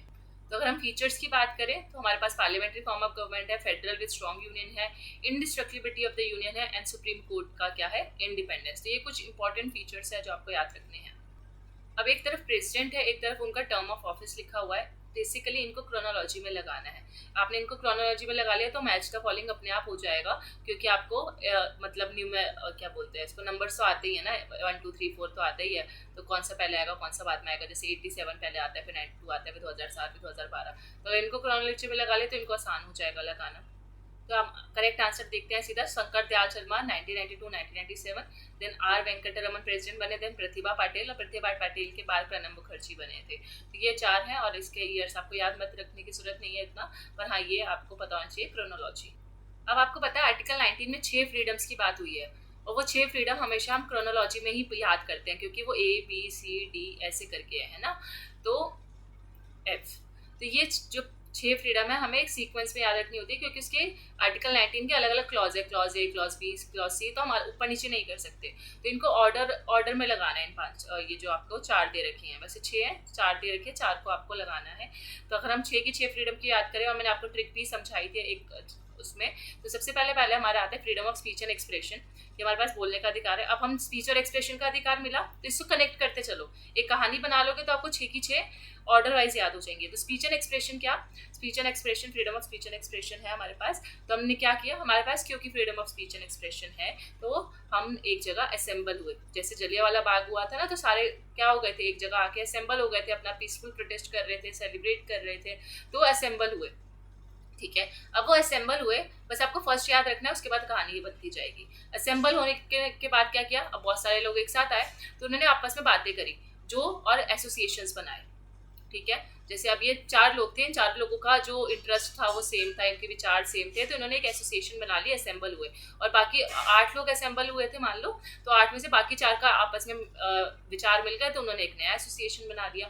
तो हम असेंबल हुए, और असेंबल होकर हमने अलग अलग एसोसिएशन, यूनियंस या कोऑपरेटिव सोसाइटीज बनाना शुरू किया, ठीक है। तो ये तीसरा हो गया। फिर हमने एसोसिएशन बनाया, अब हमने बोला कि चलो हम 4 लोगों का एसोसिएशन बन गया है, अब हम कहीं घूमने चाहते हैं, दूसरी स्टेट में चलते हैं, और वहाँ पे जाके अपनी विचारधारा को और आगे बढ़ाते हैं, अपने इंटरेस्ट को आगे बढ़ाते हैं। तो मान लो ये पंजाब के कुछ थे किसान, ही आ गए दिल्ली, ठीक है, अपना एसोसिएशन बनाया और दिल्ली आ गए अपने डिमांड्स वगैरह रखने के लिए, प्रोटेस्ट करने के लिए, या जैसे भी, ये एसोसिएशन दिल्ली में आई।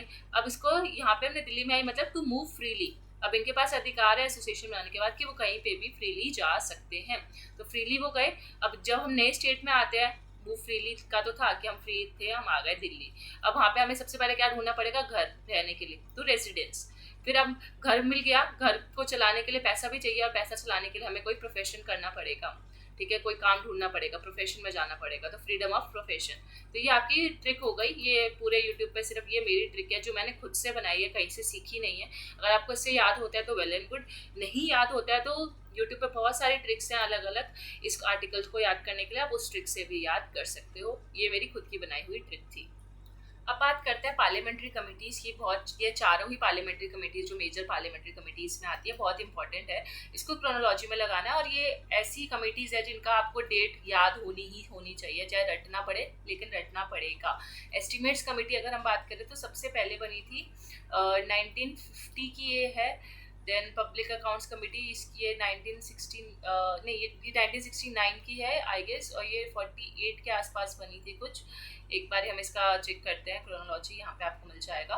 Public accounts committee 1921, estimates committee 1950, committee on public undertaking 1964, and departmental standing committee 1989। तो ये आपको याद रखना है कि सबसे पहले कौन बनी थी, सबसे पहले पब्लिक का अकाउंट बना, फिर पब्लिक के अकाउंट को एस्टिमेट किया गया, पब्लिक के अकाउंट का एस्टिमेट करने के बाद पब्लिक अंडरटेकिंग्स बनी और लास्ट में सबने अपने अपने लिए खड़े हुए, सारे जो पब्लिक थी सब अपने अपने लिए क्या हुए, खड़े हुए, अपनी आवाज रेज करी, तो स्टैंडिंग कमेटी। तो ये हो गई थोड़ी सी ट्रिक। अब बात करते हैं स्टेटमेंट्स की। India has deliberately been cherished not christened not cherished. India जो है उन्होंने जानबूझ के federation of state word use नहीं किया। इंडिया ने अपने आर्टिकल 1 में जानबूझ के union of states word use किया। क्यों? दूसरा स्टेटमेंट कहता है the word union does indicate a particular type of federation, क्योंकि यूनियन टर्म से भी हमें एक फेडरेशन का एहसास होता है, और एक ऐसी फेडरेशन जो कि कॉन्स्टिट्यूशन मेकर्स चाहते थे। वो ऐसा स्टेट चाहते थे कि सारे स्टेट यूनाइटेड होकर काम करें, कोई ऐसा ना। फेडरेशन में होता है ना, जब फेडरेशन वर्ड यूज करते थे उसमें थोड़ी ऑटोनॉमी, इंडिपेंडेंस की भावना आ जाती है। तो हम नहीं चाहते थे कि कोई भी स्टेट इंडिया से अलग होने की डिमांड करे या कुछ, तो हमने union of states words use किया। तो दोनों ही स्टेटमेंट करेक्ट है।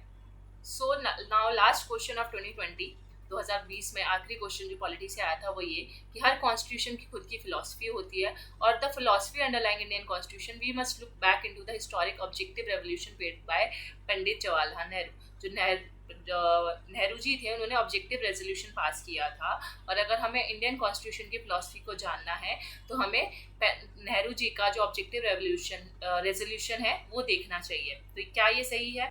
सो यस, दोनों स्टेटमेंट सही है। असर्शन रीजनिंग होता है तब भी ये तब सही नहीं होता। असर्शन रीजनिंग में इन दोनों के बीच में कोई लिंक नहीं बन रहा है, लेकिन हाँ, ये दोनों स्टेटमेंट सही है कि हर कॉन्स्टिट्यूशन की अपनी फिलॉसफी होती है, और इंडिया का कॉन्स्टिट्यूशन की फिलॉसफी हमें ऑब्जेक्टिव रेजोल्यूशन से मिली। Both are correct. अब आपको कमेंट सेक्शन में बताना है कि ऑब्जेक्टिव रेजोल्यूशन कब पास हुआ था, डेट बतानी है। डेट मतलब ये इन द सेंस ईयर बताना है, ठीक है। देन अब हमारे क्वेश्चन खत्म हो चुके हैं 2020 के। अब आ जाते हैं 2021 के क्वेश्चन, जो कि हम करेंगे अपनी नेक्स्ट क्लास में, ठीक है। So thank you so much for watching. 2020 तक हमने कर लिए, 21 से 25 तक हम नेक्स्ट क्लास में शुरू करेंगे। So thank you, and I hope आपको ये वीडियो या लेक्चर अच्छा लगा होगा, ये इनिशिएटिव PYQs का अच्छा लगा होगा, जो आपको आई होप आपके एग्जाम में बहुत हेल्पफुल होने वाला है JRF के लिए। So stay tuned and do like, share and subscribe the channel. Share कर देना अपने फ्रेंड्स के साथ, ताकि वो भी PYQ ऐसे प्रैक्टिस कर सकें। और कुछ जगह पे आज 1-2 क्वेश्चन में मैंने गलतियां कर दी, उसके लिए sorry for the inconvenience. So मिलते हैं नेक्स्ट लेक्चर में। Bye bye, take care.